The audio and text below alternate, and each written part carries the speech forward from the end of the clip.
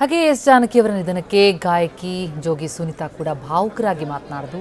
ಟಿವಿ9 ಜೊತೆ ಮಾತನಾಡ್ತಾ ಅವರು ಜಾನಕಿ ಅಮ್ಮನ ಹಾಡುಗಳನ್ನು ಕೇಳಿ ಬೆಳೆದವರು ನಾವು, ನಮಗವರೇ ಸ್ಫೂರ್ತಿ ಎಂದಿದ್ದಾರೆ. ಜಾನಕಮ್ಮನ ಅಂತಿಮ ದರ್ಶನವನ್ನು ಪಡೆದಿರ್ತಕ್ಕಂಥ ಜೋಗಿ ಸುನೀತಾ ಮೇಡಮ್ ನಮ್ಮ ಜೊತೆ ಇದ್ದಾರೆ. ಅಮ್ಮ ಇಂಥವ್ರಿಗೆ ಸ್ಫೂರ್ತಿ ಆಗಿಲ್ಲ ಅಂತ ಹೇಳೋ ಹಾಗಿಲ್ಲ, ಪ್ರತಿಯೊಬ್ಬರಿಗೂ ಸ್ಫೂರ್ತಿ. ಸೊ ನಿಮಗೆ ಯಾವ ರೀತಿ ಸ್ಫೂರ್ತಿ ಆಗಿದ್ರು? ಗಾಯನ ಕ್ಷೇತ್ರಕ್ಕೆ ಬರಬೇಕು ಅಂದರೆ she was one of the inspiration ನನಗೆ. ಯಾಕೆಂದರೆ ನಮ್ಮ ತಂದೆ ಅವ್ರ ಜಾನಕಿ ಅವ್ರ ಹಾಡುಗಳನ್ನು SP ಬಾಲಸುಬ್ರಹ್ಮಣ್ಯಂ ಹಾಡುಗಳನ್ನು ಕೇಳಿಸೇ ಬೆಳೆಸಿದ್ದು. ಸೊ ಅವ್ರ ಹಾಡುಗಳನ್ನು ಇವತ್ತಿಗೂ ನಾವು ಕಾರ್ಯಕ್ರಮದಲ್ಲಿ ಹಾಡಿದ್ದು. ಇವತ್ತಿಗೂ ನಾವು ನಾನು ಜೋಗಿ ಹಾಡಿದ್ರು ನನ್ನ ಕಾರ್ಯಕ್ರಮಗಳೇ ನಗುವ ನಯನ, ನಗು ಎಂದಿದೆ ಜೊತೆಯಲ್ಲಿ, ಅದಿಲ್ಲದೆ ಕಾರ್ಯಕ್ರಮಗಳೇ ಮುಗಿಯಲ್ಲ ಸರ್. ಈಗ ಸಹಜವಾಗಿ ಅಮ್ಮನ ಸ್ಫೂರ್ತಿ ಒಬ್ಬೊಬ್ರಿಗಲ್ಲ, ಪ್ರತಿಯೊಬ್ಬರು ಗಾಯಕರಿಗೂ ಇದ್ದೇ ಇರುತ್ತೆ. ನಿಮ್ಮ ಲೈಫಲ್ಲಿ ಅವರ ಹಾಡುಗಳಾಗಿರ್ಬೋದು, ಅವರ ಇನ್ಸ್ಪಿರೇಷನ್ ಆಗಿರ್ಬೋದು ಹೇಗಿತ್ತು? ಅಮ್ಮ ಈ ಥರ ಜಾನರ್ ಹಾಡೇ ಇಲ್ಲ ಅಂತಲ್ಲ. ಕ್ಲಾಸಿಕಲ್ ಆಗಿರ್ಬೋದು, ಭಾವಗೀತೆಗಳಾಗಿರ್ಬೋದು, ಪೆಪ್ಪಿ ಸಾಂಗ್, ಎಲ್ಲ ಹಾಡುಗಳನ್ನು ಮತ್ತು ಒಂದು ಕುಚೇಷ್ಟೆಗಳ ಹಾಡುಗಳನ್ನೆಲ್ಲ ಅಮ್ಮನೂ ಹಾಡಿದ್ದಾರೆ. ಸೊ ಆ ಥರ ಹಾಡುಗಳನ್ನು ನನ್ನ ಸ್ಟೂಡೆಂಟ್ಸ್ಗೂ ಹೇಳ್ತಿರ್ತಾನೆ, ಅವರು ಒಂದು 10 ಹಾಡುಗಳನ್ನು ನೀವು ಕರೆಕ್ಟಾಗಿ ಅಭ್ಯಾಸ ಮಾಡಿಬಿಟ್ರೆ ಯಾರು ಬೇಕಾದ್ರೂ ಗಾಯಕಿ ಆಗ್ಬೋದು. ಅಂದರೆ ಯಾವತ್ತು ಭೇಟಿ ಮಾಡಿದ್ದು ಯಾವ್ದಾರು ಘಟನೆಗಳು ನೆನಪಾಗುತ್ತಮ್ಮ ಹೇಗೆ ಅಂತ? 2 ವರ್ಷದ ಹಿಂದೆ ನಾನು ನಮ್ಮ ಒಂದು ಅಥಣಿ ಮಟ್ಟದಲ್ಲಿ ಒಂದು ಕಾರ್ಯಕ್ರಮ ಇತ್ತು. ಅವರಿಗೆ ವರ್ಷದ ಪ್ರಶಸ್ತಿ ಕೊಡ್ತಿದ್ರು, ವರ್ಷದ ಗಾಯಕಿ ಅಂತ ಹೇಳಿ.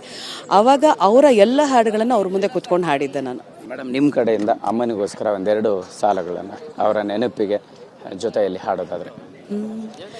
ನಂಬಿದೆ ನಿನ್ನ ನಾದ ದೇವತೆಯೇ, ಅಭಿಮಾನ ತಳೆದ ತಾಯೇ ಭಾರತೀಯೇ. ನಂಬಿದೆ ನಿನ್ನ ನಾದ ದೇವತೆಯೇ, ಅಭಿಮಾನ ತಳೆದ ತಾಯೇ ಭಾರತೀಯೇ. ನಂಬಿದೆ. 17 ಭಾಷೆಯಲ್ಲಿ ಹಾಡೋಂಥ ಸುಲಭ ಅಲ್ಲ, 48,000 ಹಾಡೋಂಥ ಸುಲಭ ಅಲ್ಲ. ಆ ಜರ್ನಿನ ಒಬ್ಬ ಗಾಯಕರಾಗಿ ನೀವು ಹೆಂಗೆ?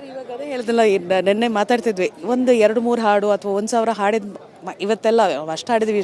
48,000 ಹಾಡುಗಳನ್ನು ಹಾಡಿ ಒಂದು ಪುಟ್ಟದಾಗಿ ಏನೂ ಸಾಧನೆ ಮಾಡಿಲ್ಲ, ನನ್ನ ಕೆಲಸನೇ ಇದು ಅಂದ್ಕೊಂಡು ಅಷ್ಟು ಸರಳವಾಗಿ ಬದುಕ್ತಿ. ಇದೇ ಸಾಕು ಸರ್ ನಮಗೆ ಜೀವ, ಅಷ್ಟೇ. ಇದಿಷ್ಟು ಜೋಗಿ ಸುನೀತಾ ಅವರ ಮಾತಾಗಿರ್ತಕ್ಕಂಥದ್ದು. ಅಮ್ಮನ ಹಾಡುಗಳು, ಅವರ ಜೀವನ ಖಂಡಿತ ನಮಗೆ ಸ್ಫೂರ್ತಿ ಅನ್ನೋಂಥ ರೀತಿಯಲ್ಲಿ ಮಾತನಾಡಿರ್ತಕ್ಕಂಥದ್ದು. ಕ್ಯಾಮ್ರಾ ಪರ್ಸನ್ ಶರಣು ಜೊತೆ ಮಾಲ್ತೇಶ್ ಜಗ್ಗೀನ್, TV9 ಮೈಸೂರು.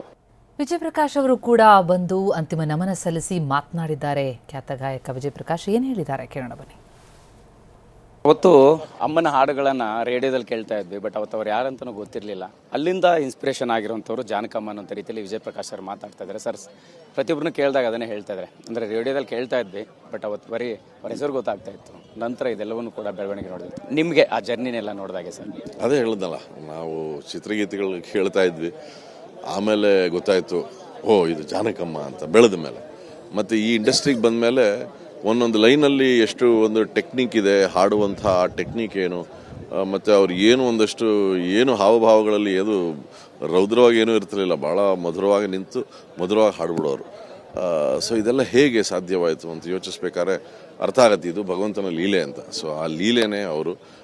ಇಲ್ಲಿಂದ ನೋಡಿದ್ರೆ ಚಾಮುಂಡಿ ತಾಯಿನೂ ಕಾಣಿಸ್ತಾ ಇದ್ದಾಳೆ ನನಗೆ. ಸೊ ಇದು ತಾಯಿಯ ಲೀಲೆ, ಅವರ ಲೀಲೆ, ಆ ತಾಯಿಯ ಸೃಷ್ಟಿ. ಸರ್, ಈಗ ಕಲೆ, ಸಂಗೀತ ಹಾಗೇನೆ ಒಂದು ವರ್ಗಕ್ಕೆ ಒಂದು ಭಾಷೆಗೆಲ್ಲ ಎಲ್ಲ ಕಡೆ ಕೂಡ ವ್ಯಾಪಿಸಿರುವಂಥದ್ದು. ಸೊ ಅದರಲ್ಲೂ ಜಾನಕಮ್ಮ 17 ಭಾಷೆಯಲ್ಲಿ 48,000 ಗೀತೆ ಹಾಡಿರ್ತಕ್ಕಂಥ ಈ ಸಾಧ್ಯತೆಗಳ ಬಗ್ಗೆ ನೀವು ಅದೇ ಕ್ಷೇತ್ರದವರ ಹೇಳೋದಾದ್ರೆ ಹೇಗೆ?